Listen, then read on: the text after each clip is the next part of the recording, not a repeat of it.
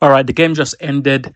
So that was West Ham 1, Chelsea 5. I made a prediction earlier. I dropped a prediction video earlier saying that we will win 4-0 and Palmer will score his first open game goal since January. But obviously, I was wrong because, first of all, let's address Cole Palmer. Palmer got injured during the warm up and obviously he had to go off, and he was replaced by Esteval.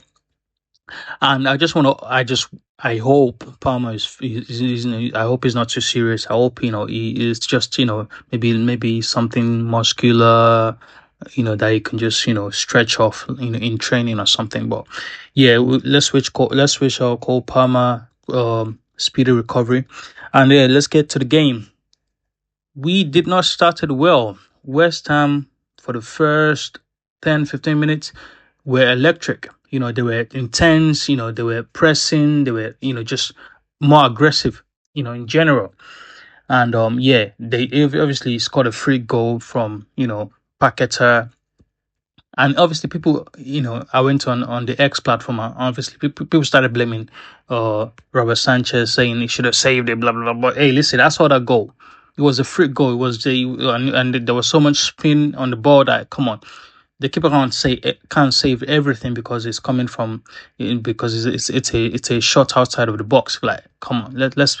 I know every time you consider goal, people always want to jump on Robert Sanchez and start criticizing him, but let's chill with that. He did well today, Robert Sanchez, in terms of his delivery. Playing the pass out from the back, balls in the air and stuff like that. I think he did okay, and obviously because it's West Ham as well, so we can't give him too much credit still.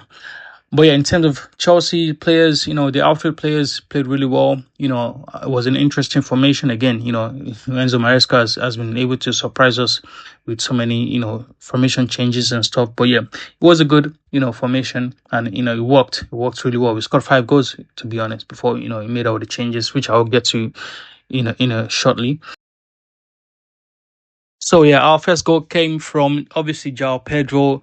I knew it. I knew it. I predicted Joao Pedro to get on the score sheet again, and obviously it did. And it was a good header. I like it. It was a flick on from the corner from Cucurella, and obviously Joao Pedro was in the box. That's what strikers do. That's the type of goals strikers do. That's the type of goals Jackson never used to score, man. You see what I'm talking about? That's the type of goal you want your strikers to get at the end of, and it did. And then obviously we got into the game. That's when we started growing into the game, and Pedro Neto again. Joao Pedro assist from that right. Joao Pedro went on the right because I think he played as a number 10 today because Palmer got injured. But yeah, Joao Pedro from the right just put in a lovely, like, inviting cross, and obviously Pedro Neto, got a match on the person marking him, which was I think, it was the right back. I forgot his name. Aaron Wan-Bissaka, and he fell asleep, to be honest.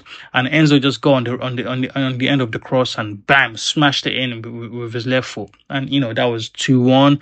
And then Enzo Fernandez. Before I got to the Enzo Fernandez goal, let's first of all acknowledge that link-up play between Delap and Esteval. Esteval was electric again. He was my man of the match. Let's be clear. Esteval was my man of the match. Obviously, I can give it to Pedro too, but I'd rather give it to the young man making his first start, by the way. And he wasn't even. He didn't even know he was meant to start. 10 minutes before the game, he was told, hey, you have to start because Paul Palmer is injured. So you have to give the young man a lot of credit. He's only 18. So yeah, he was electric. He linked up well with the lap, and obviously drove with his right foot, and it just jinked past the defender that was marking him, and just played a lovely cross across goal. And obviously Enzo Fernandez, which is the type of goal Enzo Fernandez scores nowadays, because it just crashes into the box. And yeah, he got on the end of it, and then bang, that was 3-1 really. And then obviously, second half came, and obviously we capitalized on errors and errors. The next 2 goals that we scored, we just capitalized on errors from West Ham defensively. To be honest, they were poor, man, defensively. But yeah, that keeper was poor. He couldn't claim any crosses. That defenders just couldn't clear any of the crosses as well. And yeah, Caicedo just latches onto one of those loose balls in the box after a cross, and then that became 4-1. And then for the fifth goal, Chalobah did the same thing. The keeper was just parried the ball right into Chalobah's right into in front of Joao Pedro. I think Joao Pedro headed it towards Chalobah, and Chalobah just smashed it in. So yeah, I think Joao Pedro got 2 assists, if I'm not mistaken, 2 assists and 1 goal, which is not a bad showing for him. And obviously Delap was the only player that I felt didn't really get on the score sheet, but he made his impact. To be honest, he made his impact. He ran he ran the grounds really well. He ran the what do you call it? He ran the wings really well. He was pressing a lot, and obviously when the third goal came as well, he linked up well with Esteval before Enzo Fernández basically slotted in. So yeah, overall, I'd say good day in the office. Other than the first 15 minutes. No, I would say the first 10 minutes from West Ham where they were really good and really aggressive, and maybe 10 minutes in the second half. I think we had that game. We really dominated them. To be honest, we just kept moving the ball around, and obviously after like the 60th minute when we got our fifth goal, Enzo Maresca just made about 3, 4, 5 changes. This was something he used to do a lot last season. I thought he stopped doing it towards the end of last season. But yeah, he's gonna start doing it again, I guess. But that basically disrupted our game, to be honest, and we just kind of let West Ham back into the game. But fortunately for us, they didn't really get a goal from it. But yeah, overall, just I can't really put any blame on anyone. We just smashed West Ham, at their stadium. So it was a good day on the office, to be honest. Very, very good day on the office. And if I were to criticize any player, I would probably say Enzo Fernandez needs to improve his on the ball game, like in terms of passing, distribution, decision making. He needs to get better at that, to be very honest. But I'm not doubting him at all. I think he will improve anyway. But yeah, overall, I think it was a good game, very good game. It's exactly what I predicted in my prediction video earlier. Not the scoreline, but in terms of I wanted a dominant performance, and I think that's exactly what we got. Chelsea fans, let me know what you think of this game. Who was your man of the match? Like I said, my man of the match against West Ham was Willian Esteval. Okay. And I think Chelsea fans call him Steve for some reason, but yeah, he was my man of the match. I think the guy he was good. He was good, man.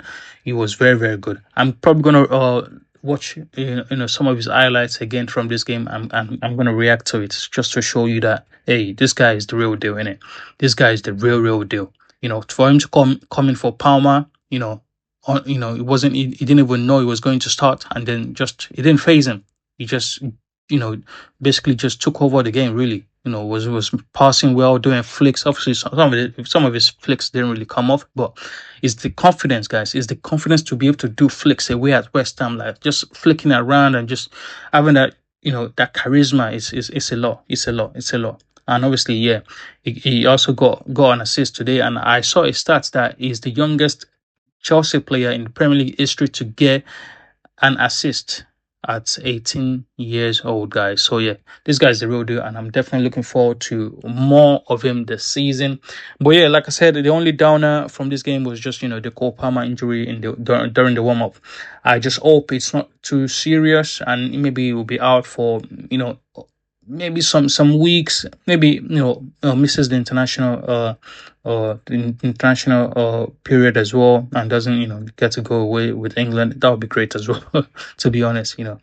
But yeah, overall, good game, guys. Good game. I enjoyed it. Let me know what you think in the comment below. Like this video as well, and if you like this types of analysis and commentary, let me know. Let me know. I'll definitely do more of this. So thank you guys for watching. I'll see you next time. Peace.